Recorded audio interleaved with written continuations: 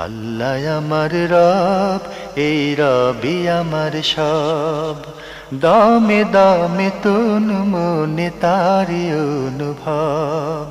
তোমার দুনিয়াতে আমি যেদিকে তাকাই, অথই নিয়ামতে ডুবে আছি সবাই।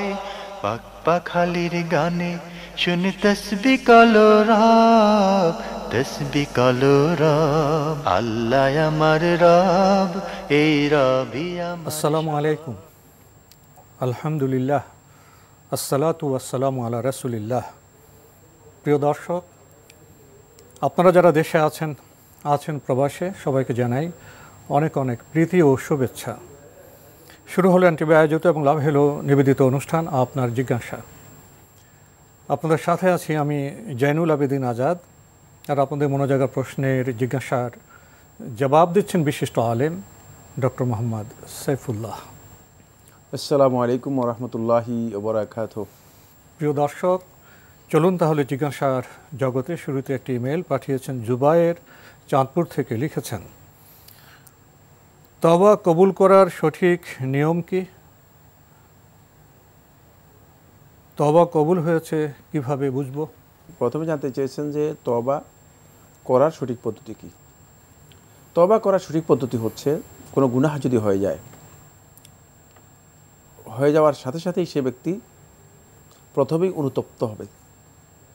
আল্লাহ রাব্বুল আলামিনের কাছে অপরাধবোধ অন্তরে জাগ্রত করে আল্লাহ তাআলার কাছে নিজেকে একেবারেই সঁপে দিবে, আত্মসমর্পণ করবে। এই জন্য তওবায়ের আরেকটি অর্থ হচ্ছে আত-তাওবাতু হিয়া নাদম। তওবা হচ্ছে মূলত অনুতপ্ত হওয়া। যত বেশি নিজে অনুতপ্ত হতে পারবে, যত বেশি নিজেকে অপরাধী মনে করতে পারবে, যত বেশি অপরাধের বিষয়টি স্বীকার দিতে পারবে, তত বেশি সে ব্যক্তি তওবার ক্ষেত্রে শক্তিশালী হতে পারবে এবং তার তওবাটা আল্লাহ তাআলার কাছে গ্রহণযোগ্য হবে। দ্বিতীয় হচ্ছে, যখন তিনি তওবা করবেন তখন তিনি ওই কাজের, যে কাজ তিনি করেছেন, যে অন্যায় করেছেন, যে অপরাধ করেছেন, সে অপরাধে আর কখনো ফিরে যাবেন না, এই সংকল্পবদ্ধ হতে হবে। এটা দৃঢ় প্রত্যয়ের সাথে সংকল্পবদ্ধ হতে হবে, গুনাহ থেকে প্রত্যাবর্তন, গুনাহ থেকে পরিপূর্ণ প্রত্যাবর্তন, রিটার্ন একেবারে সংকল্পবদ্ধ হতে হবে, যাতে করে তিনি আর এই গুনাহতে ফিরে যাবেন না। কারণ তিনি যদি মৌখিক তওবা করেন, শুধুমাত্র শাব্দিক তওবা করেন, যে আমি তওবা করলাম, আমাদের দেশে অনেক আছে যে তওবা এভাবে বলেন, আবার অনেক আছে মুখে মধ্যে তাপ্পড় দিয়ে একটা ভিন্ন সাইজের তওবা করেন। আবার কিছু কিছু লোক আছে পাগড়ি দিয়ে লোকদেরকে বলে যে পাগড়ি ধরেন আর তওবা করেন, ইত্যাদি প্রক্রিয়া যেগুলো আমরা সমাজের মধ্যে প্রচলিত দেখতে পাই, সবটাই ভুল। এই তওবা প্রকৃত তওবা নয়। প্রকৃত তওবা হচ্ছে, কোনো ব্যক্তি যখন তওবা করবে তিনি পরিপূর্ণরূপে দৃঢ় সংকল্পবদ্ধ হবে যে এই ধরনের অন্যায় আর তিনি কখনো করবেন না। যতক্ষণ পর্যন্ত তার এই আজমু আলাল ইকলা মিনাদ দুনুব, অপরাধ থেকে যখন পরিপূর্ণরূপে নিজেকে সরিয়ে নেওয়ার জন্য কোনো দৃঢ় প্রত্যয় যখন করবে, তখনই তওবা হবে, অন্যথায় তওবা হবে না। অন্যথায় অন্তরের মধ্যে তার খারাপ কাজের প্রতি একটা আগ্রহ অথবা টান, একটা ইচ্ছা থেকে যাবে, যেটা তাকে আসলে তওবা থেকে বিরত করবে। 3 নম্বর যে পয়েন্টটি, সেটা হলো যখন তিনি তওবা করবেন তিনি মুখেও সেটাকে স্বীকৃতি দেবেন। হয়তো আলফাজুত তওবার মাধ্যমে আস্তাগফিরুল্লাহ ওয়া আতুবু ইলাইহি, অথবা আল্লাহ তাআলা আমি আপনার কাছে তওবা করছি, আমি ফিরে আসছি। যেমন মুসা আলাইহিস সালাতু ওয়াস সালাম কোরআনে কারীমের মধ্যে রয়েছে ইন্নী তুবতু ইলাইক, আমি আপনার কাছে প্রত্যাবর্তন করে ফিরে আসছি। ছোট্ট একটি কাজ। মুসা আলাইহিস সালাতু ওয়াস সালাম আল্লাহ রাব্বুল আলামিনকে দেখতে চেয়েছিলেন। আল্লাহ তাআলা বলছে, মুসা তুমি দেখতে পারবে না। আর এই যে আবদারটুকু, এই আবদারটুকু যখন মুসা বুঝতে পেরেছেন যে এটা ভুল আবদার ছিল, তখন মুসা আলাইহিস সালাম বলছে ইন্নী তুবতু ইলাইক, আমি আপনার কাছে আবার ফিরে আসতেছি। আল্লাহ, আমি আপনার কাছে ফিরে আসছি। সুতরাং মৌখিক স্বীকৃতিও থাকতে হবে। কারণ আপনি যে অপরাধ করছেন, অপরাধ শুধুমাত্র অন্তরের বিষয় মধ্যে অন্তর উজ্জ্বল রাখলে চলবে না, উপলব্ধি থাকতে হবে। এই উপলব্ধির সাথে আল্লাহ তাআলার কাছে এটা বলতে হবে, সরাসরি স্পষ্ট করতে হবে যে আপনি অপরাধী, স্বীকার দিতে হবে। আপনি এই স্বীকার দিবেন আল্লাহ সুবহানাহু ওয়া তাআলার কাছে, মৌখিক স্বীকৃতি আপনাকে অবশ্যই দিতে হবে। তারপরে মুখিক স্বীকৃতির পরে মানে সেটা আস্তাগফিরুল্লাহ ওয়াতুবু ইলাইহি হতে পারে, ইস্তেগফারের আলফাজ হতে পারে, তওবার আলফাজ হতে পারে, অনেকগুলো ইস্তেগফারের আলফাজ আমরা জানি হাদিসের মধ্যে এসেছে। যে কোনো আলফাজ, যে কোনো শব্দ আপনি যে কোনো মানে বাক্য বলেন যেটা তওবা বুঝায় অথবা ইস্তেগফার বুঝায়, রাসূল সাল্লাল্লাহু আলাইহি ওয়াসাল্লামকে আল্লাহ তাআলা শিক্ষা দিয়েছেন যেটা হলোই ফাসাব্বিহ বিহামদি রাব্বিকা ওয়াস্তাগফিরহু, আল্লাহ রাব্বুল আলামিনের প্রশংসার সাথে তাসবিহ করো এবং ওয়াস্তাগফিরহু এবং ক্ষমা প্রার্থনা করো। তখন রাসূলুল্লাহ সাল্লাল্লাহু আলাইহি ওয়াসাল্লাম সুবহানাল্লাহিল আযীম বিহামদিহি ওয়া আস্তাগফিরুল্লাহ, যে আল্লাহ তাআলার কাছে আমি ক্ষমা চাচ্ছি। রাসূলুল্লাহ সাল্লাল্লাহু আলাইহি ওয়াসাল্লাম এভাবে বলেছেন। এই ধরনের রাওয়ায়াত হাদিসের মধ্যে বিভিন্ন বর্ণনার মধ্যে এসেছে। এরপরে যে পয়েন্টটি সেটা হচ্ছে তারপরে আপনি দৃঢ় সংকল্প বদ্ধ হওয়ার পরে যদি এই বিষয়টি মানুষের কোনো হকের সাথে জড়িত থাকে, মানুষের কোনো অধিকারের সাথে জড়িত থাকে, তাহলে তাদের অধিকারটা তাদেরকে ফিরিয়ে দিতে হবে, পাওনাটা ফিরিয়ে দিতে হবে। এখন আপনি মানুষের কোটি কোটি টাকা নষ্ট করে মানে আত্মসাৎ করে, আপনি বলে আল্লাহ আমি তওবা করেছি, আমি তো গুনাহ করে ফেলছি, মানুষের টাকা আত্মসাৎ করে ফেলছি, অথচ টাকা আপনার কাছে রয়ে গিয়েছে, আপনার কাছে টাকাটা পুরোটাই রয়ে গিয়েছে, আপনি এই টাকা মানে ভোগ করতেছেন, সে ব্যাঙ্ক অ্যাকাউন্টের মধ্যে রয়ে গিয়েছে, ব্যালেন্স রয়ে গিয়েছে, তারপরে সম্পদ রয়ে গিয়েছে, না এমনটা হবে না। এটা পুরোটাই আপনার কাছ থেকে, আপনার মালিকানা থেকে বের করে দিতে হবে, আল্লাহর মালিকানায় চলে যাবে। হয়তো ব্যক্তির মালিকানায় চলে যাবে অথবা আল্লাহর মালিকানায় চলে যাবে। ব্যক্তির মালিকানায় চলে যাওয়ার অর্থ হচ্ছে এই যে যারা এর হকদার রয়েছে, মোস্তাহেক যারা রয়েছে, তাদেরকে সেটা পৌঁছে দেবেন, তাদেরকে পৌঁছে দেবেন। কিন্তু যদি তাদেরকে না পান, তাদেরকে পাওয়া যাচ্ছে না, তাদের যারা সম্পর্কে জানা নেই, তাহলে এটা আল্লাহ তাআলার জন্য দিয়ে দিবেন, আল্লাহর মালিকানায় দিয়ে দিবেন, যারা আল্লাহ সুবহানাহু ওয়া তাআলা কিয়ামতের দিন আপনার পক্ষ থেকে সেটা আদায় করে দেবেন। আল্লাহ যাদের হক রয়েছে তাদের হক আল্লাহ রাব্বুল আলামিন কিয়ামতের দিন আদায় করে দেবেন। কিন্তু আপনার মালিকানায় সেটা থাকবে না, সেটা আপনাকে অবশ্যই কি করতে হবে, ফিরিয়ে দিতে হবে। আল্লাহর মালিকানা কিভাবে? আল্লাহর মালিকানা হচ্ছে আল্লাহর রাস্তায় দিয়ে দিবেন, আল্লাহর রাস্তায় কল্যাণমূলক, জনকল্যাণমূলক কাজে দিয়ে দিবেন। তো এরপরে যে 4 নম্বর পয়েন্টটি সেটা হচ্ছে তওবাকারী ব্যক্তি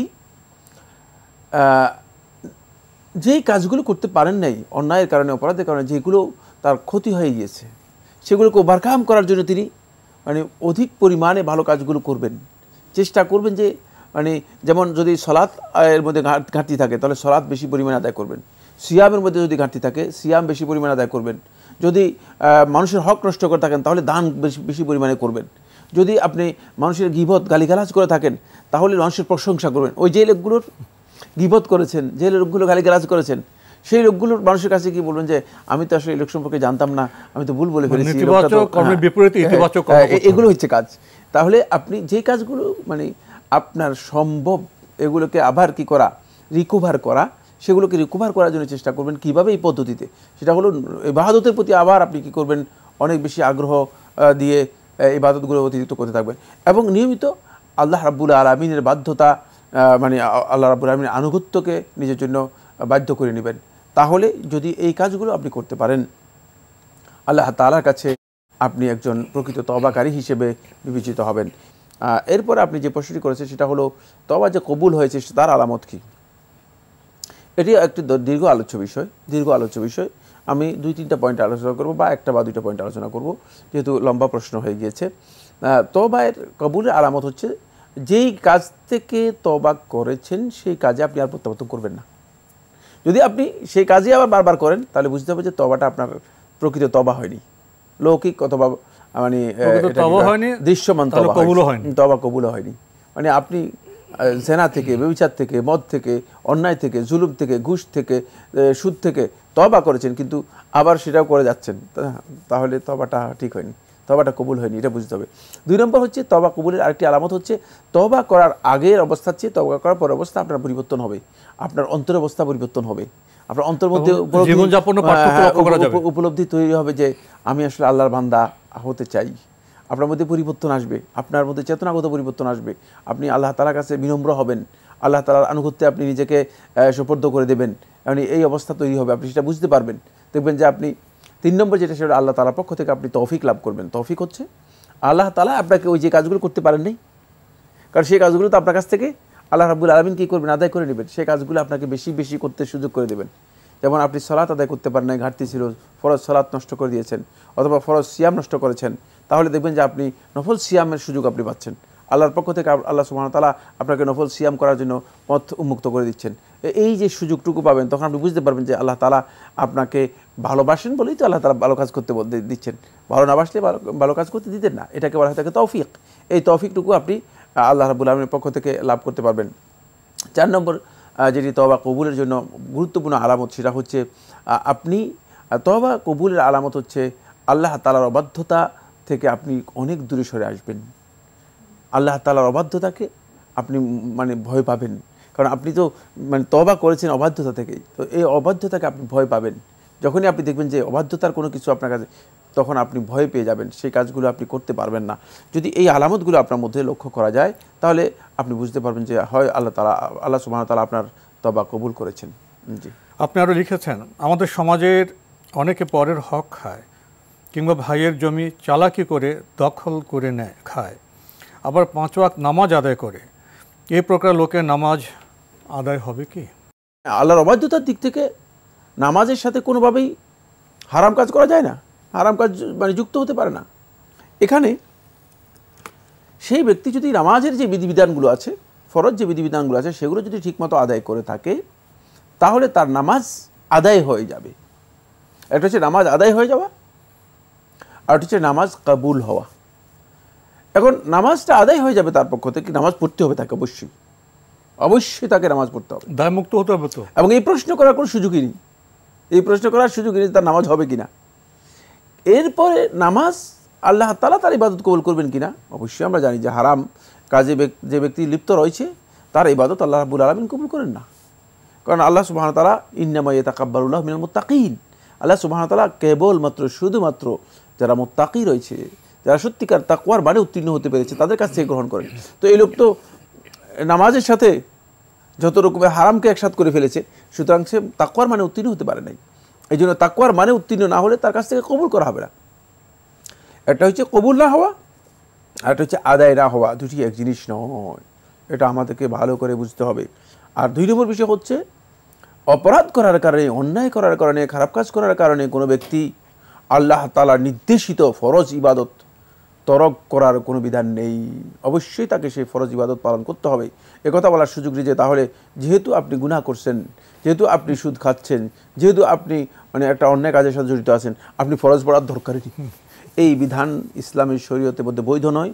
এটা খুবই নেগেটিভ বক্তব্য। আমাদের সমাজে কিছু সংখ্যক লোক মনে করেন যে এটা মনে হয় একটা ভালো কথা। না, এটা ভালো কথা নয়, এটা আল্লাহ তাআলার অবাধ্যতার সাথে শয়তানের একটা ফাঁদ। শয়তান চাচ্ছে যে যাতে করে নামাজ থেকেও তাকে পরিপূর্ণরূপে কী করা যায়, সটিয়ে দেওয়া যায়। আর এটা আমাদের সমাজের মধ্যে কিছু সংখ্যক লোক নিজেদেরকে দিনদার মনে করেন, দিনের প্রেমিক মনে করেন, অথবা মনে করেন যে আল্লাহওয়ালা লোক, তারা এদেরকে বলে যে তোমার নামাজের দরকার কি, তুমি তো গুনাহ করো। এই কথাগুলো মোটেও শুদ্ধ নয়। এইভাবে মানুষদেরকে কোনোভাবেই বলা যায় নেই। সে নামাজ পড়ে তাকে বলবে যে তুমি গুনাহ থেকে গুনাহ ছাড়ো, তুমি নামাজ পড়তেছো, নামাজ পড়লে তো গুনাহ করা যায় না, তাহলে তুমি কীভাবে গুনাহ করতেছো, তাকে সেভাবে বলা দরকার। কিন্তু উল্টা দিক থেকে আমরা বলতেছি যে যেহেতু তুমি গুনাহ করতেছো তাহলে তোমার নামাজ কেন পড়বা, তুমি নামাজ পড়তে আসো কেন। এই কথাগুলো অবশ্যই আমাদেরকে পরিহার করতে হবে। প্রিয় দর্শক, আমরা জানলাম আমাদের ফরজ ইবাদতও করতে হবে এবং মন্দ কাজ থেকেও দূরে থাকতে হবে। আরেকটি ইমেল পাঠিয়েছেন ইয়াসিন আলী বাপ্পি, লিখেছেন, পেশাবের পর অজু করেও অনেক সময় 2-1 ফোঁটা পেশাব লেগে যায়, এক্ষেত্রে করণীয় কি? ধন্যবাদ। করণীয় একটাই, সেটা হচ্ছে আপনি পেশাব করার পরে যখন অজু করবেন, অজু করার পর আপনি লজ্জাস্থানের এই জায়গায় পানি ছিটিয়ে দিবেন, পানি ছিটিয়ে দিবেন। এতটুকু পানি ছিটিয়ে দিলে আপনার এই ওয়াসওয়াসা দূর হয়ে যাবে। আর পেশাব মানে কমপ্লিট করার পরে আবার 2-1 ফোঁটা পেশাব পড়ে যায়, মানে আসলে পেশাবের এই চিন্তা, এটা এক প্রকারের ওয়াসওয়াসা। মানে পেশাব তো এই ধরনের সিস্টেম না। পেশাব শেষ হয়ে যাওয়ার পরে পেশাব ফোঁটা ফোঁটা করে পড়ে, এটা যাদের রোগ আছে তাদের। পানি নেওয়ার পর তো একটু পানি তো পড়বে 2-1 ফোঁটা। হ্যাঁ, যাদের রেগুলার রোগ আছে তাদের। আর যাদের রোগ আছে তাদের জন্য বিধান সম্পূর্ণ আলাদা। তাদের বিধান হচ্ছে তারা প্রত্যেক ওয়াক্ত সালাতে উজু করে তারপরে সালাত আদায় করবে। উজু করতে হবে তাদেরকে, কারণ তাদের বিধান আলাদা। যাদের মানে সালাসুল বাউল, মানে নিয়মিত অসুস্থতার কারণে পেশাব নির্গত হয়, কিন্তু যারা 2-1 ফোঁটা নিয়ে সন্দেহ করে থাকে, এদের মূলত ওয়াসওয়াসা, এদের পেশাব নির্গত হয় না, এদের ওয়াসওয়াসা হয়েছে। এই ওয়াসওয়াসার কারণে তিনি পানি ছিটিয়ে দিলে যথেষ্ট হবে, আর কিছু করতে হবে না। পানি ছিটিয়ে দেওয়া মানে তো ছিটিয়ে দেওয়া, জায়গাটা ভিজিয়ে ফেলা না না। না না প্রতীকী মানে ছিটিয়ে দিতে গেছে তীরে মানে এক জগ পানি গায়ের উপর এটা আমরা বুঝাই না, ছিটানো যেটাকে বুঝি, ওটা প্রতীকী, ছিটা মানে ছিটাই, জি জি জি। ওই জায়গাটা ভিজিয়ে দিতে হবে। এবং নয়, প্রিয় দর্শক, আপনি আরও লিখেছেন যদি প্যান্ট পরা অবস্থায় প্যান্টের নিচের শর্টসে মানে আন্ডারওয়্যারে পেশাব লেগে যায়, সেক্ষেত্রে উপরের প্যান্টটি কি নাপাক হবে? না, নাপাক হওয়ার কি রয়েছে? উপরের একটা, নাপাক হবে না, নিচে যেটা শর্ট যেটা তো আরেকটা। না, উপরটা নাপাক হবে না। নাপাক হবে কেন? উপরটার মধ্যে তো আপনার নাজাসাত লাগে নাই, নাজাসাত যেখানে লেগেছে সেটাই নাপাক হয়েছে, সেটা যদি আপনি ধুয়ে ফেলেন যথেষ্ট হবে। কিন্তু এগুলো সবগুলোই, এই প্রশ্নগুলো সবগুলো ওয়াসওয়াসা থেকে এসেছে। জি, ওয়াসওয়াসা একটা মারাত্মক বিষয়, প্রিয় ভয়ঙ্কর দর্শক। একটি রোগ। আমাদের এই মানসিক রোগ থেকে আমাদের সরে আসতে হবে, নতুবা জীবন যাপন, জীবন প্রবাহ খুবই কষ্টকর হয়ে যাবে। আরেকটি ইমেল পাঠিয়েছেন আব্দুল হান্নান, বাহরাইন থেকে লিখেছেন, আপনার জিজ্ঞাসা অনুষ্ঠানে একটি মাসালা জিজ্ঞাসার জবাবে আপনি বলেছিলেন রোগ ব্যাধিতে বা বিপদ মুসিবতে মান্যত করবেন না, সরাসরি কোরবানি করবেন আরোগ্য লাভের নিয়তে, বা দান সাদকা করবেন অথবা দোয়া করবেন। রাসূল সাল্লাল্লাহু আলাইহি ওয়াসাল্লাম যে দোয়াগুলো শিক্ষা দিয়েছেন। জানতে চাই, আরোগ্যের নিয়তে কোরবানি করলে কি নিজেরা ওই গোস্ত খাওয়া যাবে? আর কোরবানির নিয়ম অনুযায়ী আমরা যেমন গোস্ত গরিব মানুষ ও আত্মীয়দের মাঝে বিতরণ করি, এই কোরবানির গোস্ত কি ওইভাবে বিতরণ করতে হবে? ধন্যবাদ ভাইকে। আপনি প্রশ্ন করেছেন যে আপনার জিজ্ঞাসা প্রশ্ন কোনো উত্তর আমরা বলেছি মান্যত না করে মানে আল্লাহর রাস্তায় সদকা করে দেওয়ার জন্য, জবে করার জন্য। জবে আর কোরবানিকে আপনি মিলিয়ে দিয়েছেন। কোরবানি বলতে আমাদের সমাজে বোঝায় যেটা আমরা ঈদের সময় কোরবানি করে থাকি, ঈদুল আজহাতে যেটা করি এটাকে বলা হয় কোরবানি। আর অন্য সময় যেটা, সেটা হচ্ছে জবেহ। আর জবেহটা এখানে আমি জবে বলতে বুঝিয়েছি সদকা করা, ফকির মিসকিনদের মধ্যে যেটা বিতরণ করে দেওয়া হবে। এটা নিজেরা খাওয়ার জন্য জবে করবে না, নিজেরা খাওয়ার জন্য জবে হলে তো আর জবে হলো না। আল্লাহকে তো দিলেন না, এটা নিজের জন্য জবে করলেন, এটা আপনি খেতে পারবেন না, এটা সদকা করবেন, আল্লাহর জন্য সদকা করে দেবেন, আল্লাহর জন্য লিল্লাহ জবে করে সেটা বিতরণ করে দেবেন ফকির মিসকিনদের মাঝে। এই জবেহটা হচ্ছে সদকা। সদকা যেটা, সেটা আপনি খাবেন না, অথবা আপনার অধীনস্থ যারা আছে তারাও খাবে না, কিন্তু গরিব মিসকিন যারা আছে তারা খাবে। এর মধ্যে যারা অভাবী আছে তারাই শুধু পাবে, যারা অভাবী নয় মানে আত্মীয় স্বজন তারাও পাবে না, না, শুধু গরিব মিসকিন তাদের জন্য এটা সদকা হবে। জি, আমরা জবে করতে বলেছি সদকা হিসেবে। তিনি এটাকে মনে করেছেন কোরবানি। না, কোরবানি আমরা বলি নাই, কোরবানি একটা ভিন্ন জিনিস। কোরবানি হচ্ছে আলাদা বিধান। হ্যাঁ, কোরবানি যেটাকে বোঝানো হয় তাকে আমাদের বাংলা ভাষায় কোরবানি বলতে বোঝায় যেটা 10 তারিখ, 11 তারিখ, 12 তারিখ অথবা 13 তারিখ যেটা জবে করা হয় তাকে আল্লাহ সন্তুষ্টির জন্য, সেটা। আর এখানে আমরা যেটা বলছি সেটা হচ্ছে সদকা করা, মানে আল্লাহ সন্তুষ্টির জন্য জবে করা। এই জবেটা হচ্ছে যে কোনো সময় করতে পারবেন, এর জন্য শর্ত হচ্ছে শুধুমাত্র আল্লাহর সন্তুষ্টির জন্য নিয়ত করে জবে করা।